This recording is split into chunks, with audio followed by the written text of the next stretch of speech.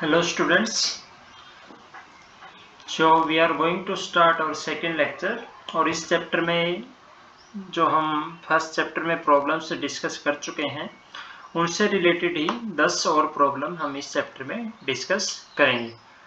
तो आप इस चैनल को लाइक और सब्सक्राइब जरूर कीजिए और जो फर्स्ट लेक्चर का लिंक है वो डिस्क्रिप्शन बॉक्स में गिवन है। जिन्होंने फर्स्ट लेक्चर अभी तक नहीं देखा है वो लेक्चर वहाँ से देख सकते हैं। तो जो फर्स्ट प्रॉब्लम है हमारे पास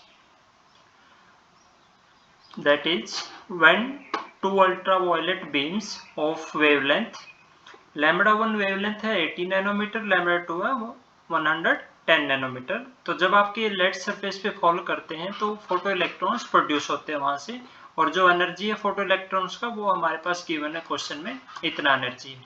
तो हमें क्या निकालना है, प्लैंक्स कांस्टेंट का वैल्यू निकालना है और आपका work function, cut off frequency and cut off wavelength of the this material पे आपका अल्ट्रावायलेट बीम इंसिडेंट है। तो पहले हम पार्ट करते हैं आपका सॉल्व फर्स्ट पार्ट।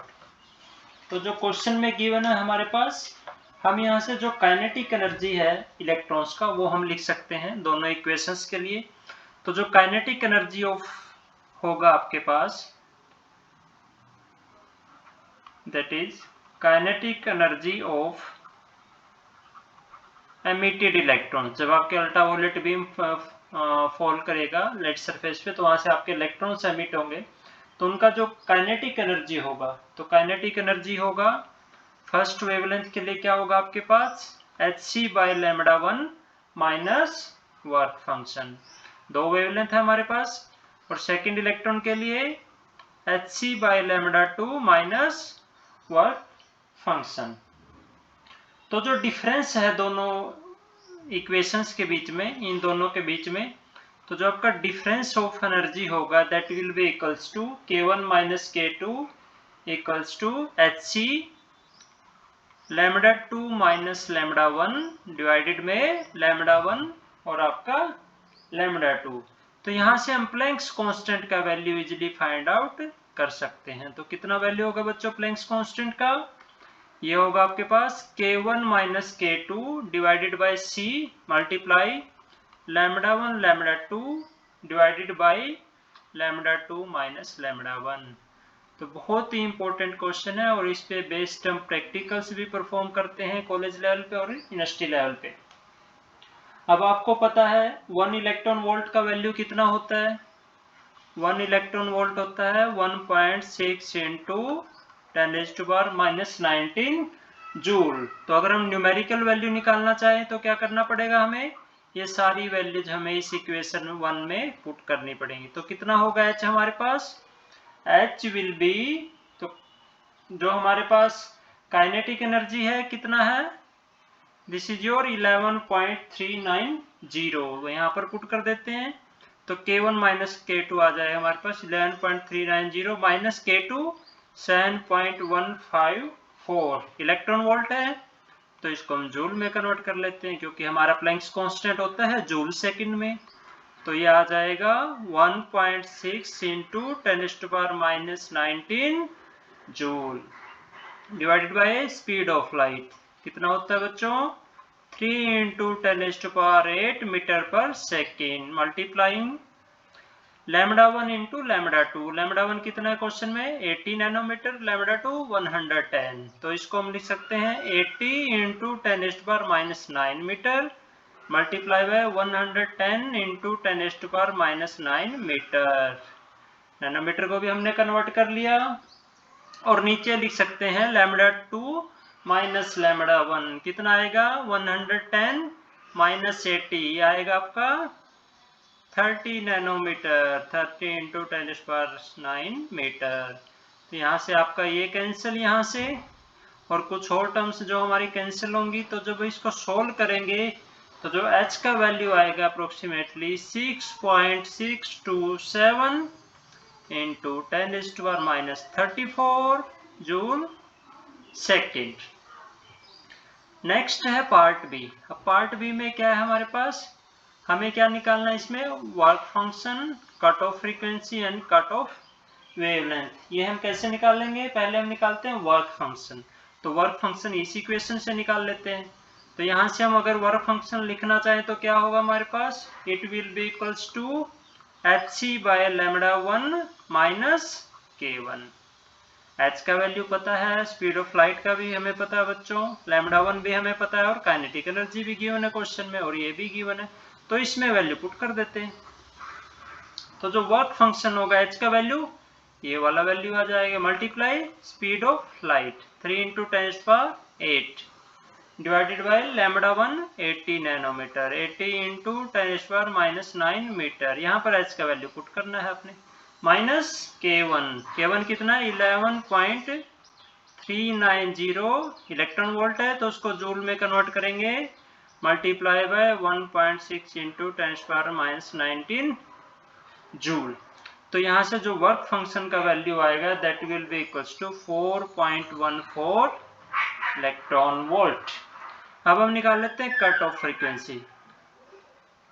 तो जो हमारे पास वर्क फंक्शन क्या होता है? Planck's constant multiply by your cut off frequency. तो यहाँ से वर्क कट ऑफ फ्रीक्वेंसी क्या आएगा? Work function divided by h। तो वर्क फंक्शन का ऑलरेडी हम वैल्यू पीछे फाइंड आउट कर चुके हैं यहाँ पर, तो इसको हम डिवाइड कर देते हैं आपका h, that is your planks constant. तो इसको हम, क्योंकि प्लैंक्स कांस्टेंट जूल में होता है तो ये हम वर्क फंक्शन जूल में ही रखेंगे। तो जो पहले वैल्यू आई है उसको हम यूज करेंगे, वो वैल्यू आती है हमारे पास 6.627 इंटू 10⁻⁻�19 जूल डिवाइडेड बाय आपका प्लैंक्स कांस्टेंट 6.62 आपका 7 इंटू 10⁻⁻34 जूल सेकेंड। तो ये वैल्यू आएगा लगभग फ्रीक्वेंसी का 10⁻15 हर्ट्ज, क्योंकि ये टर्म आपका यहाँ से कैंसिल, सिर्फ इसको आप सोल्व कर सकते हो। फिर आपने क्या निकालना? Cut off wavelength. वो आप फ्रीक्वेंसी से इजीली निकाल सकते हो, क्योंकि जो वेवलेंथ है that is c by frequency, that is your cut off frequency. तो ये कितना आएगा बच्चों? Approximately 300 nanometre. So this was the, बड़ा ही सिंपल प्रॉब्लम था आपका आइंस्टाइन जो फोटो इलेक्ट्रिक इक्वेशन है उस पे बेस्ड। जो नेक्स्ट प्रॉब्लम है हमारे पास, the high energy photons gamma rays are scattered from electrons. ये बेस्ड आपका कॉम्पटन इफेक्ट पे। So assume the photons are back scattered, मतलब आपका एंगल कितना होगा? 180 degree, and their energies are larger than the electrons rest mass energy. Rest mass energy कितना होता है? m0c²। तो आपका जो एनर्जी है इलेक्ट्रॉन रेस्ट मास एनर्जी से ज्यादा है। तो हमें ये तीन पार्ट सोल्व करने हैं। पहले वेवलेंथ शिफ्ट निकालना है, फिर हमें बताना है that energy of scattered photon वो आधी होती है rest mass of energy of electrons के, और independent of energy of incident photon. Third, electrons का रिकॉइल काइनेटिक एनर्जी हमें फाइंड आउट करना है। तो सबसे पहले हम देखते हैं पार्ट ए। तो पार्ट ए को सोल्व करने के लिए हम क्या करेंगे? फॉर्मूला हमें पता है कॉम्पटन शिफ्ट का, that is lambda dash minus lambda equals to 2 lambda c sine square pi by 2। ये हमने डायरेक्टली यूज कर लिया क्योंकि बैकवर्ड स्कैटरिंग है तो थीटा आपका 180 डिग्री होता है। तो यहाँ से जो कॉम्पटन वेवलेंथ आएगा that will be this 2 lambda c, because sine square pi by 2 is equal to 1। तो यहाँ इसको हम सोल्व कर लेते हैं। लैम्डा सी का वैल्यू हमें पता है, तो ये कितना होगा हमारे पास final? 4.86 into 10⁻⁻12 metre. This will be the value of your del lambda.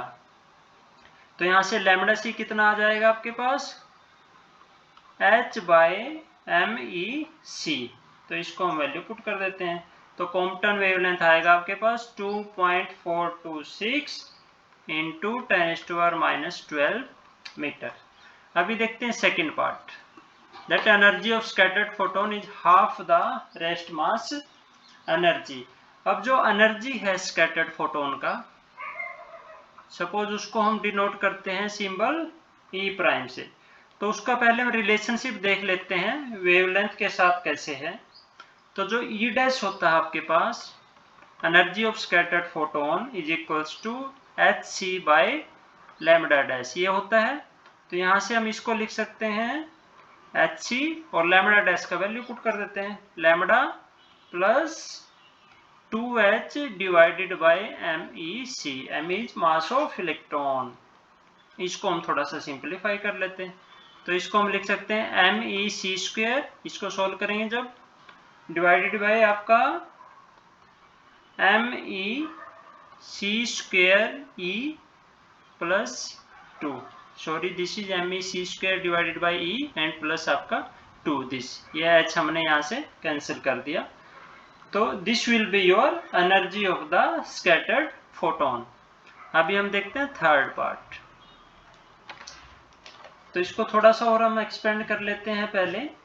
तो यहाँ पे जो E हमने पुट किया है, E क्या है, that is energy of incident photon, that is equals to H c by lambda. लेकिन हमें अप्रोक्सीमेशन गिवन है क्वेश्चन में, that is energy is greater than rest mass energy, means energy is much greater than m e c square. तो जब इसको हम यहाँ पर अप्रोक्सीमेशन आपका अप्लाई करेंगे इसमें, तो इस इक्वेशन को हम कैसे लिख सकते हैं, it will be MEC square by 2 and this will be 1 plus MEC square divided by 2e power minus 1। Binomial theorem इसमें हम अप्लाई करेंगे, तो इसको हम लिख सकते हैं MEC square by 2 और यहाँ से क्या आएगा माइनस MEC square का whole square divided by 4e। तो इसको अप्रोक्सीमेटली हम लिख सकते हैं MEC square by 2 because this value is much greater than this value. ये वैल्यू कितना होगा 0.25 मेगा इलेक्ट्रॉन वोल्ट, क्योंकि इसका वैल्यू होता है 0.512 जो आपके पास रेस्ट मास एनर्जी है इलेक्ट्रॉन्स का। अभी हम देखते हैं थर्ड पार्ट। तो हमें क्या बताना है, इलेक्ट्रॉन्स रिकॉइल काइनेटिक एनर्जी। अगर इंसिडेंट एनर्जी हमारे पास है 150 मेगा इलेक्ट्रॉन वोल्ट, मतलब हमें कैपिटल ई गिवन है, ये है आपका 150 मेगा इलेक्ट्रॉन वोल्ट। तो जो काइनेटिक एनर्जी होगी रिकॉइल इलेक्ट्रॉन्स का कितना होगा, ई energy of incident minus scattered. तो एनर्जी ऑफ इंसिडेंट है 150 mega electron volt minus scattered का हम ऑलरेडी निकाल चुके हैं this, so it will B 0.25 mega electron volt. तो इसको सब्ट्रैक्ट करेंगे तो फाइनल आंसर आएगा आपका 149.75 mega electron volt.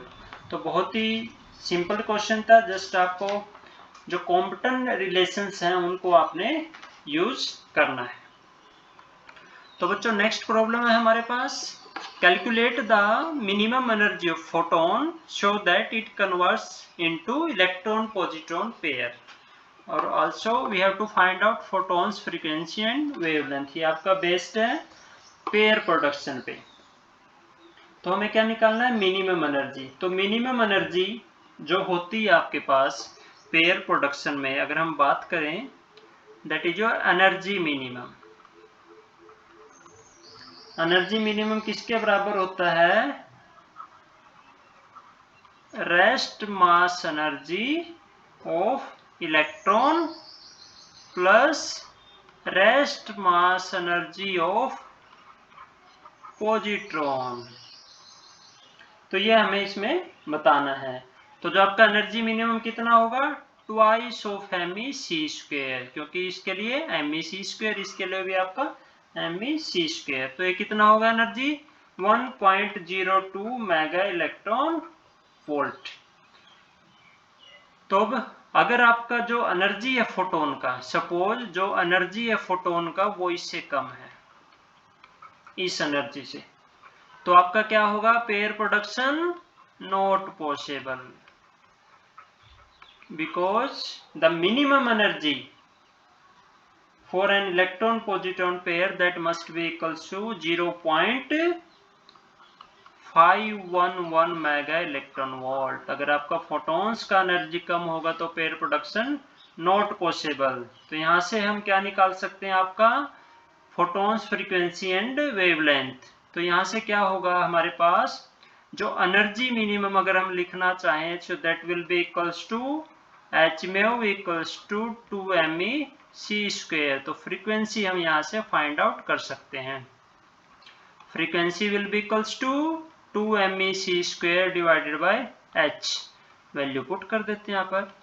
Mass of electron 9.1 10⁻³ unit साथ में रखिए ताकि आपका कैलकुलेशन परफेक्ट रहे। स्पीड ऑफ लाइट मीटर पर सेकंड स्क्वायर, और ये आपका h का value 6.62 into 10⁻³ joule second.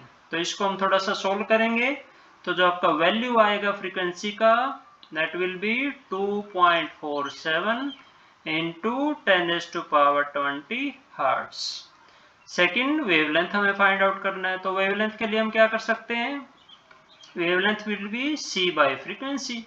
c is your speed of light. कितना होता है बच्चों, 3 × 10⁸ मीटर पर सेकेंड, और फ्रीक्वेंसी हमने निकाल लिया 2.47 इंटू 10⁻20 हर्ट्ज। तो इसको जब हम सोल्व करेंगे तो जो वेवलेंथ आएगा that will be 1.20 into 10⁻12 metre. बहुत ही इंटरेस्टिंग प्रॉब्लम था, पेयर प्रोडक्शन पे बेस्ड। अभी जो नेक्स्ट प्रॉब्लम होगा हमारे पास this de Broglie wavelength concept पे बेस्ड है। Calculate the de Broglie wavelength for a proton of kinetic energy this and a second part a 100 gram bullet moving at speed this. जो बहुत ही simple problem है। तो पहले हम देखते हैं ए पार्ट। तो जो काइनेटिक एनर्जी होता है किसका, प्रोटॉन का, सपोज हम डिनोट कर रहे हैं T से, तो वो क्या होगा आपके पास p²/2mp। mp is mass of proton, और इसका मोमेंटम कितना होगा that will be equal to 2Tmp√। तो ये हमने निकाल लिया प्रोटॉन के लिए एनर्जी और आपका मोमेंटम। और डी ब्रोगली वेवलेंथ हमें पता है that is equals to h/p, और मोमेंटम का वैल्यू हम पुट कर देते हैं यहाँ पर। सो this will be your D Broglie wavelength. अब हमें न्यूमेरिकल वैल्यू इसका फाइंड आउट करना है। तो न्यूमेरिकल वैल्यू फाइंड आउट करने के लिए हम एक क्वांटिटी आपका इंट्रोड्यूस कर देते हैं इसमें, that is h⁻c is equals to 197 mega electron volt. और जो रेस्ट मास है प्रोटॉन का वो कितना होगा mp/c², that will B 938.3 mega electron volt. तो अब हम इसको सोल्व कर लेते हैं वेवलेंथ निकालने के लिए। तो जो लैम्डा पी होगा that will be equals to 2πh⁻c divided by pc। तो इसको हम सोल्व कर सकते हैं। आपका यहाँ पे 2π से हमने मल्टीप्लाई किया, 2π से आपका डिवाइड कर दिया, तो यहाँ से आपका बन जाएगा h⁻। So it will be equals to 2πh⁻c divided by 2Tmp/c²। इसको हम अंडर रूट के अंदर ले जाते हैं, c² को यहाँ पर वैल्यू पुट कर देते हैं। तो ये होगा आपके पास 2π, h⁻c का वैल्यू है दिस, ये हो जाएगा 197 मेगा इलेक्ट्रॉन वोल्ट, और यहाँ से आ जाएगा 2 into 938.3 into 70 mega electron volt का अंडर रूट। तो जो डी ब्रोगली वेवलेंथ आएगी प्रोटॉन के लिए इस काइनेटिक एनर्जी के corresponding that will be equals to 3.4 into 10⁻15 metre. अभी हम देखते हैं सेकेंड पार्ट। तो एक बुलेट है 100 ग्राम का, और स्पीड किससे 900 मीटर पर सेकेंड से वो आपका मूव कर रहा है। तो जो वेवलेंथ होगा that will be equal to h/mv। h कितना है आपके पास 6.626 into 10⁻⁻34 joule second. Mass of bullet 0.1 kg और वेलोसिटी 900 मीटर पर second. So it will be equals to 7.4 into 10⁻�36 meter.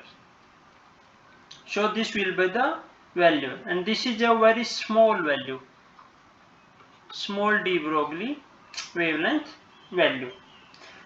इसलिए जो हमारे पास वेव एस्पेक्ट है वो हमें नहीं दिखते हैं, ह्यूमंस उसको नहीं ऑब्जर्व कर सकते हैं, लेकिन प्रोटॉन्स के लिए इसको हम नेग्लेक्ट नहीं कर सकते हैं, क्योंकि जो वेवलेंथ का वैल्यू है वो आप देख सकते हो, that is much greater than as compare to this values. तो बच्चों नेक्स्ट प्रॉब्लम है हमारे पास, positronium is the bound state of an electron and a positron. This is the problem, and it is a short light. So this is our next problem. And hydrogen like atoms. So हमारे पास तीन part हैं इस question के. We have to find out the energy and the radius expression. तो सबसे पहले हमें energy और रेडियस एक्सप्रेशन फाइंड आउट करना है पॉजिट्रोनियम के लिए. सेकेंड, हमें निकालना है values of energy and radii of three lowest state. And third, frequency and wavelength of electromagnetic radiation, कि कितना फ्रीक्वेंसी मिनिमम चाहिएगा जो पॉजिट्रॉन आयन को आयनाइज कर दे फर्स्ट एक्साइटेड स्टेट तक. तो सबसे पहले हम देखते हैं ए पार्ट. तो ए पार्ट सोल्व करने के लिए हमें एनर्जी और रेडियस वैल्यूज हमें फाइंड आउट करनी है. तो जो रेडियस और जो आपके पास एनर्जी एक्सप्रेशन है हमारे पास, वो हम इस इक्वेशन को यूज कर सकते हैं जो हमारे पास अर्लियर में जो इक्वेशन है, जो Rn होता है हमारे पास, दैट इज इक्वल्स टू, ये होता है हमारे पास 4 pi epsilon naught h cut square divided by mu e square n square. और जो एनर्जी वैल्यू होती है that is equals to minus mu by 2h cut square e square by 4 pi epsilon naught power square 1 by n square. तो जो radius और energy हमें solve करना है, तो इसमें क्या करना है, जो हमारे पास जो रेड्यूस्ड मास है तो उसको हमें इलेक्ट्रॉन पॉजिट्रॉन का जो सिस्टम है उसके साथ रिप्लेस करना है दिस वैल्यू. तो इस वैल्यू को जस्ट हमने मॉडिफाई करना है यहाँ से. तो पहले हम ये रेड्यूस्ड मास निकाल लेते हैं इलेक्ट्रॉन्स और पॉजिट्रॉन का. That will be equals to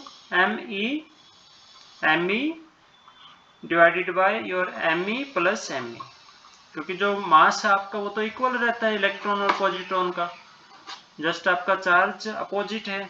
तो यहाँ से जो रेड्यूस्ड मास आएगा आपके पास that will be equals to half me.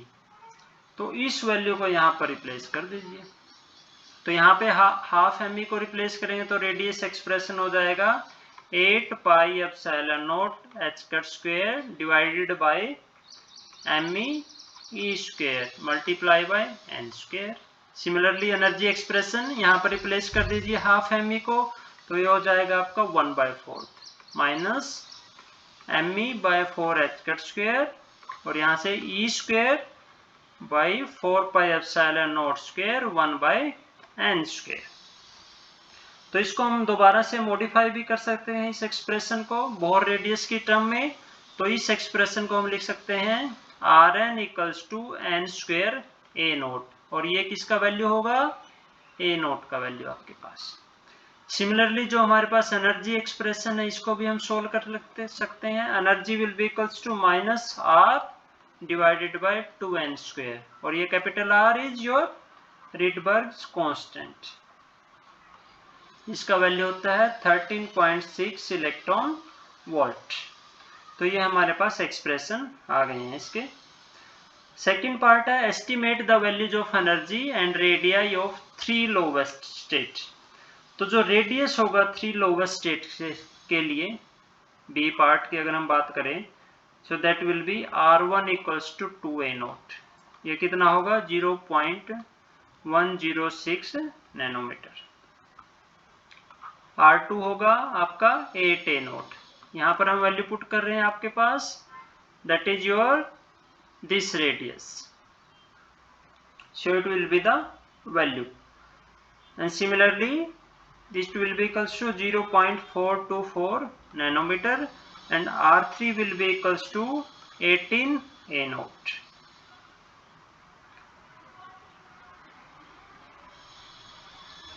तो यहाँ से जो Rn का वैल्यू आएगा आपके पास, that will be equals to 2a0 n square, because हम दोनों को कंसीडर करें आपका इलेक्ट्रॉन्स और पॉजिट्रॉन।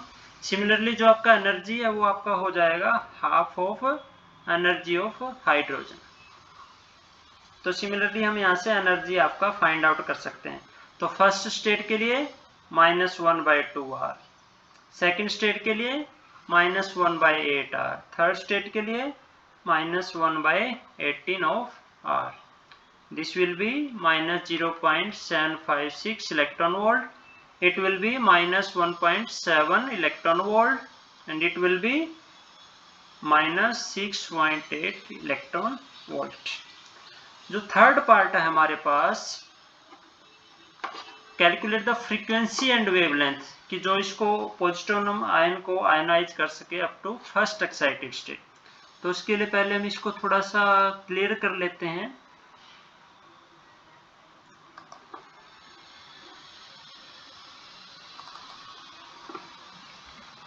जो हमारा स्क्रीन है इसको थोड़ा सा हम साफ कर लेते हैं एक बार के लिए। तो इसको हम कर सकते हैं यहाँ से आपका इरेजर, ताकि हम जो थर्ड पार्ट है उसको सोल्व कर सके यहाँ पर। तो बच्चों थर्ड पार्ट में हमें क्या निकालना है, frequency and wavelength of electromagnetic radiation, जो इसको आयनाइज करेगा पॉजिट्रोनियम आयन को, कहाँ तक, up to first excited state. तो उसको निकालने के लिए हम क्या करेंगे इसमें, जैसे हमने लास्ट लेक्चर में भी एक क्वेश्चन किया था ऐसा ही, तो इसको हम करते हैं अभी सॉल्व।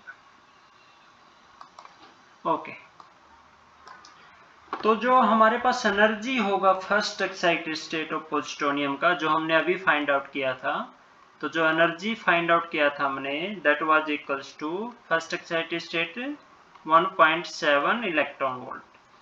तो इसको हम जूल में कन्वर्ट कर सकते हैं। तो जूल में इसका वैल्यू हो जाएगा -2.72 इंटू 10⁻⁻19 जूल।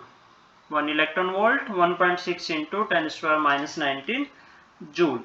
तो जो एनर्जी है इलेक्ट्रोमैग्नेटिक रेडिएशन का, जो आयनाइज करेगा, कितना एनर्जी होगा पॉजिट्रोनियम आयन के लिए, that energy will be equals to h mu equals to E infinite minus E2।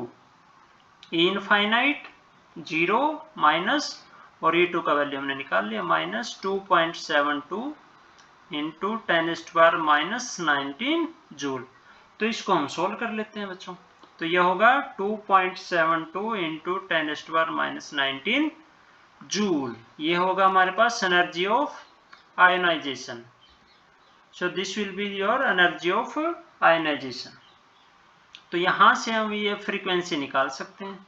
Frequency आएगा this energy of ionization divided by Planck's constant. तो इसको जस्ट प्लैंक्स कांस्टेंट डिवाइड करना है।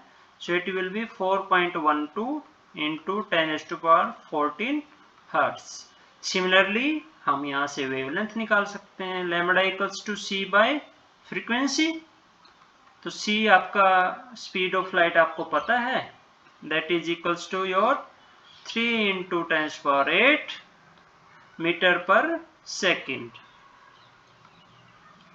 divided by frequency. So it will be equals to wavelength 7.28 into 10⁻⁻7 metre. तो बच्चों अब हम चलते हैं नेक्स्ट प्रॉब्लम पे, न्यूमेरिकल नंबर 6। तो एक फोटोन है हमारे पास, जिसका जो एनर्जी है वो गिवन है क्वेश्चन में 3 किलो इलेक्ट्रॉन वोल्ट। वो आपका इलास्टिकली कोलाइड करता है इलेक्ट्रॉन के साथ, जो आपका इनिशियली कहां पर है, रेस्ट पे है। तो ये प्रॉब्लम बेस्ड है आपका कॉम्पटन इफेक्ट पे बेस्ड। तो इसमें अगर जो फोटोन का एनर्जी है, ये फोटोन जो आपका निकलता है that is at an angle of 60 degree, तो हमें क्या बताना है, we have to calculate kinetic energy of the recoiling electrons and angle at which your electron recoils. So ये हमें फाइंड आउट करना है। तो पहले हम देखते हैं पार्ट ए। तो पार्ट ए को सोल्व करने के लिए हम डायरेक्ट एक्सप्रेशन आपका यूज करेंगे। पहले हम यहाँ से डेल्टा लैम्डा हम निकाल लेते हैं। तो जो डेल्टा लैम्डा होगा that will be equals to h by MEC into 1 minus cos theta।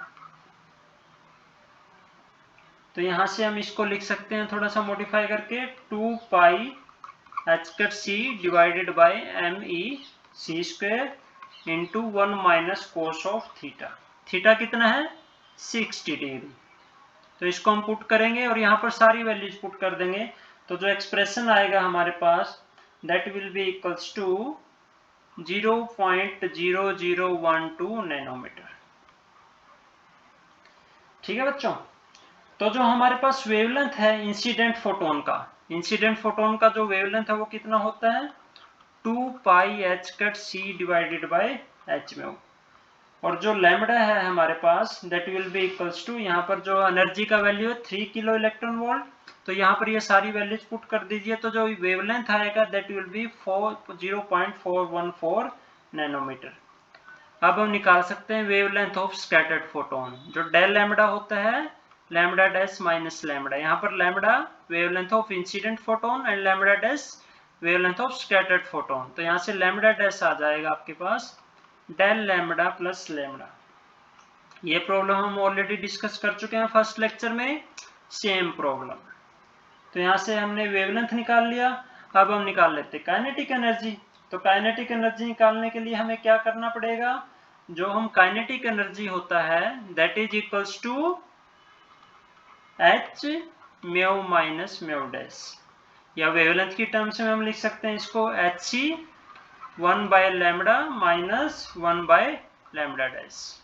तो इसको जब हम सोल्व करेंगे तो इसका वैल्यू आता है हमारे पास h mu del lambda divided by lambda dash. और लैम्डा डैश तो हम ऑलरेडी फाइंड आउट कर चुके हैं, डेल लैम्डा भी हम ऑलरेडी फाइंड आउट कर चुके हैं। h का वैल्यू हमें पता है, जो एनर्जी है आपका h में हो that is 3 kilo electron volt.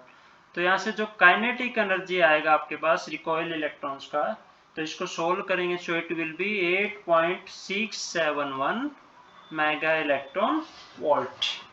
अभी हम देखते हैं next part, angle at which electron recoils. तो जो हमारे पास रिलेशन होता है, जो आपका रिकॉइल एंगल होता है हमारे पास फाई, और जो आपका एंगल है theta that is of the scattered.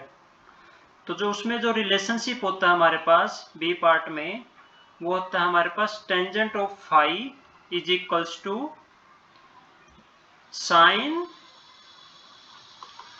Theta divided by lambda dash by lambda minus cos theta.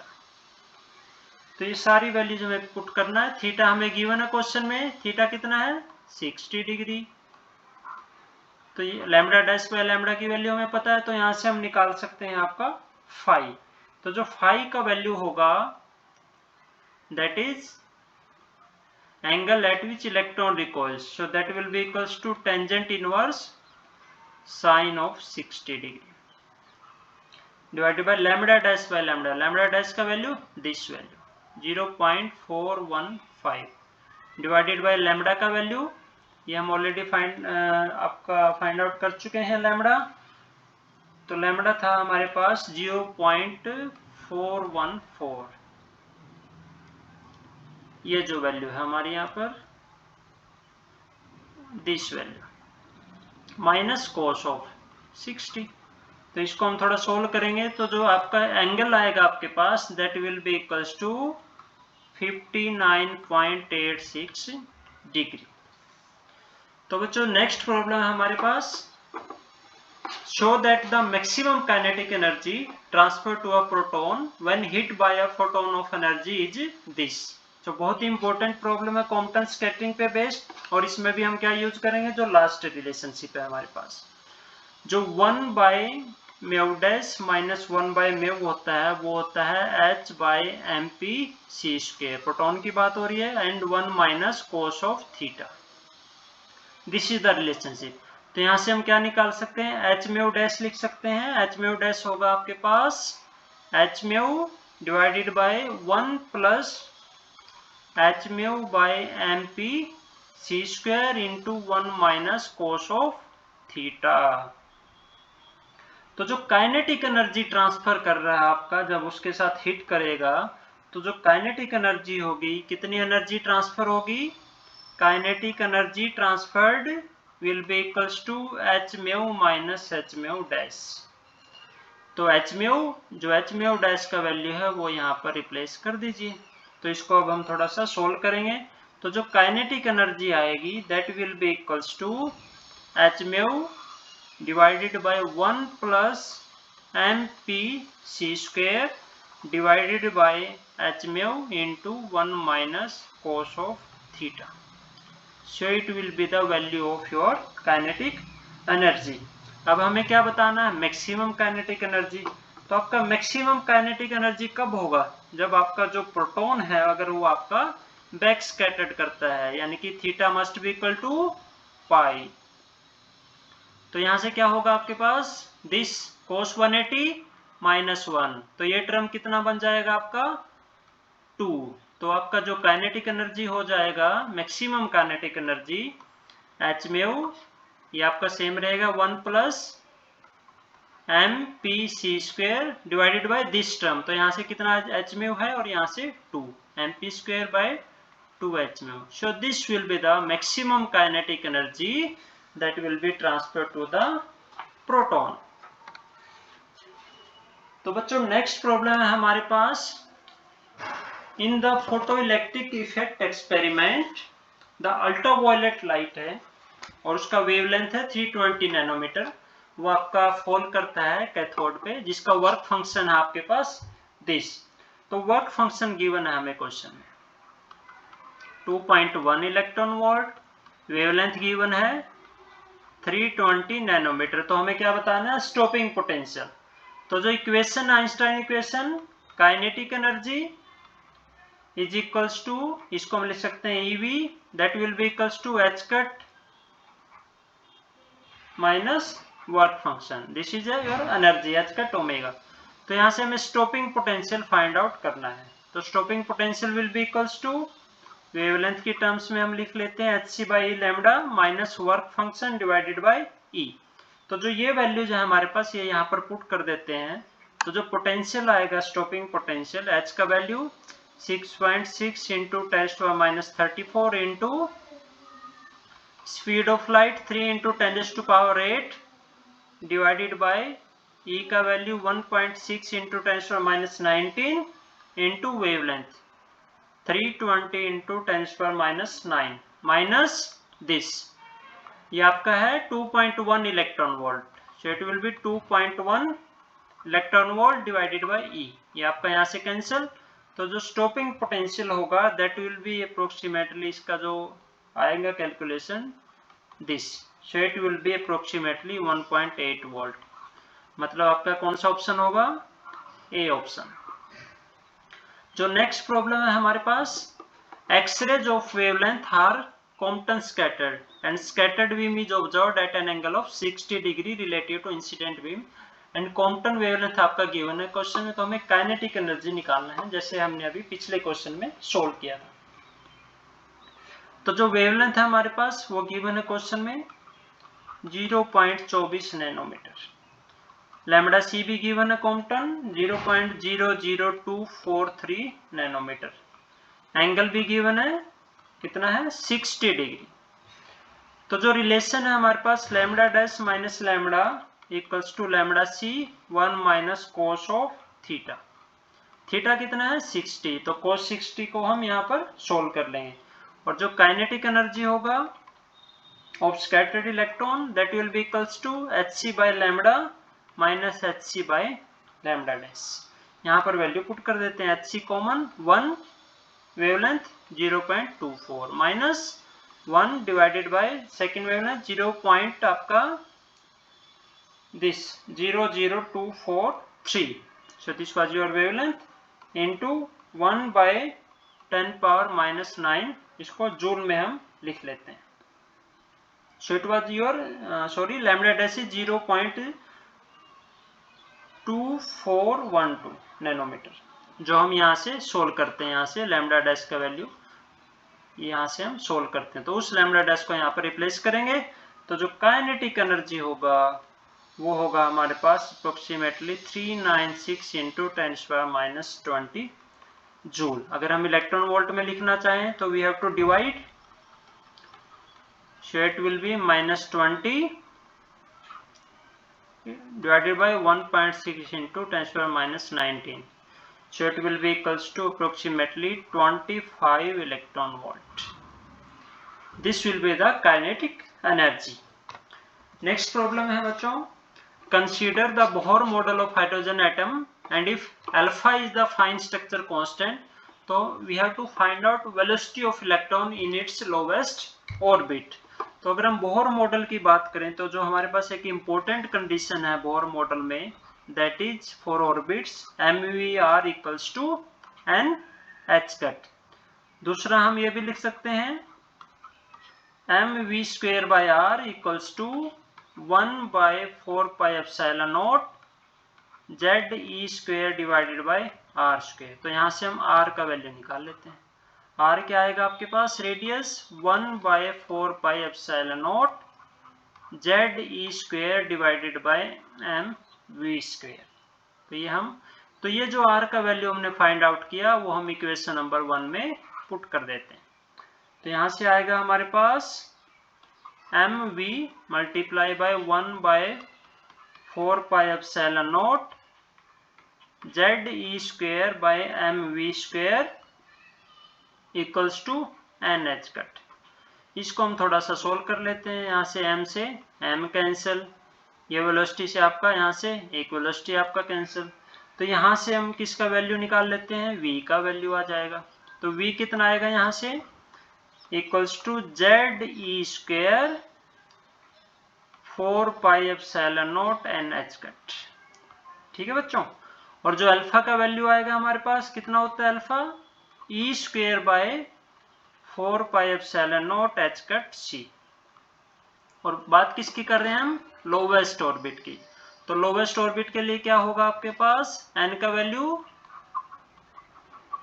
For lowest orbit n must be equals to 1. ये आप वैल्यू यहाँ पर पुट कर दीजिए. तो यहाँ से वेलोसिटी कितना आएगा, ze² बाय 4πε0 h/. और आपका यहाँ से ये वैल्यू कितना होगा, दिस e² बाय 4πε0. ये किसका वैल्यू होता है आपके पास, ये जो वैल्यू है आपके पास that is your alpha. Alpha is your fine structure constant. तो जो आपके पास v का वैल्यू होगा, ये पूरा जो टर्म है इसको हम कैसे लिख सकते हैं आपका दिस. तो यहाँ से v का वैल्यू आएगा आपके पास alpha multiply by c. So this will be your value of v. This will be your final solution. तो अगली क्लास में हम कुछ और इम्पोर्टेंट प्रॉब्लम्स जो भी रहते हैं, जो कम्पिटिटिव एग्जाम्स में आ चुके हैं, वो हम डिस्कस करेंगे नेक्स्ट लेक्चर में. और 10 प्रॉब्लम्स होंगी. और जो स्टूडेंट फर्स्ट लेक्चर नहीं देख चुके हैं वो आप इस लिंक पर जाकर फर्स्ट लेक्चर को देख सकते हैं, जिसमें हमने 10 स्टार्टिंग की जो प्रॉब्लम्स हैं फोटोइलेक्ट्रिक इफेक्ट, कॉम्पटन इफेक्ट पे बेस्ड और प्लैंक्स हाइपोथेसिस, वो हम डिस्कस कर चुके हैं. तो बच्चों मिलते हैं नेक्स्ट क्लास में कल. Thank you.